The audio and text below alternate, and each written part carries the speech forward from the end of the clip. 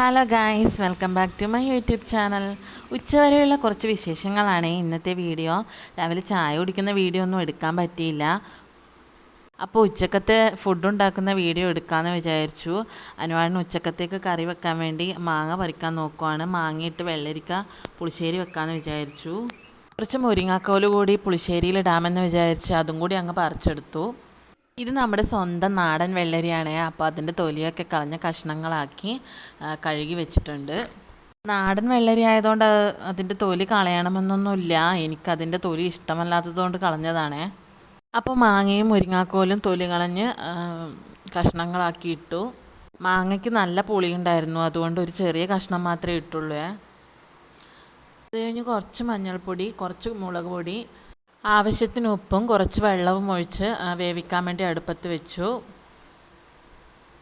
അത് കഴിഞ്ഞ് കോവക്ക ഉപ്പേരി വെക്കാൻ വേണ്ടി മുറിച്ചിടുവാണ്. എനിക്കും എൻ്റെ മോനും ഏറ്റവും ഇഷ്ടമുള്ള സാധനമാണ് കോവക്ക.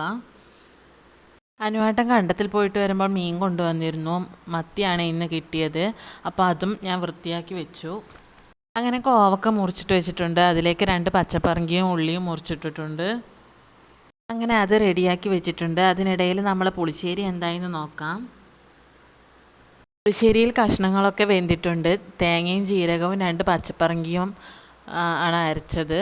അപ്പം നമുക്കത് ഇതിലേക്ക് ചേർക്കാം. കുറച്ച് വെള്ളം ഒഴിച്ചു കൊടുത്ത് നന്നായി മിക്സ് ചെയ്യുക. അപ്പം മാങ്ങിയിട്ട് വെച്ച പുളിശ്ശേരി റെഡിയായി.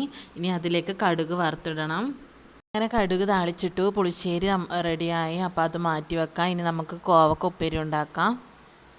കടുക് പൊട്ടിച്ച് കോവക്ക അതിലേക്കിട്ട് ഇളക്കി ഉപ്പിട്ട് കുറച്ച് വെള്ളം ഒഴിച്ച് വേവിക്കാൻ വെക്കാം. അതിനിടയ്ക്ക് ഞാൻ മീൻ വറുക്കാൻ വേണ്ടി റെഡിയാക്കി വെക്കുവാണ്. അങ്ങനെ ഞാൻ മീൻ വറുക്കാൻ വേണ്ടി വെച്ചു. അപ്പോഴേക്കും അനുവാട്ടം വന്ന് വെള്ളരിക്ക ഓലൻ ഉണ്ടാക്കണമെന്ന് പറഞ്ഞു. അപ്പോൾ അനുവാട്ടം തന്നെ ഓലൻ ഉണ്ടാക്കാൻ വേണ്ടി നോക്കുവാണ്.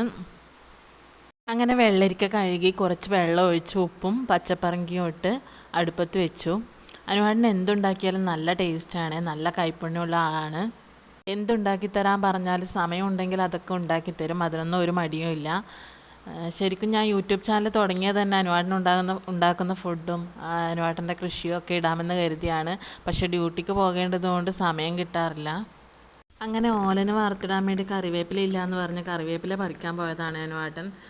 അങ്ങ് താഴെയാണ് കറിവേപ്പില. അപ്പോൾ എൻ്റെ മീൻ ഇവിടെ റെഡി ആയിക്കൊണ്ടിരിക്കുവാണ്. അതിനിടയ്ക്ക് കോവക്ക ഉപ്പേരി ഞാൻ ഉണ്ടാക്കി തേങ്ങ ചിരകിയിട്ട് അത് നന്നായി ഇളക്കി അത് വാങ്ങി വെച്ചു. അങ്ങനെ അനുവാട്ടൻ കടുക് താളിക്കാൻ നോക്കുവാണ് ഓലന് വേണ്ടിയിട്ട്.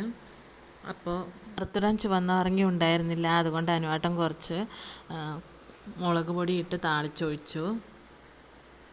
ഓലൻ കാണാൻ ലുക്കില്ല എന്നേ ഉള്ളൂ. നല്ല ടേസ്റ്റും ഹെൽത്തിയുമാണ്.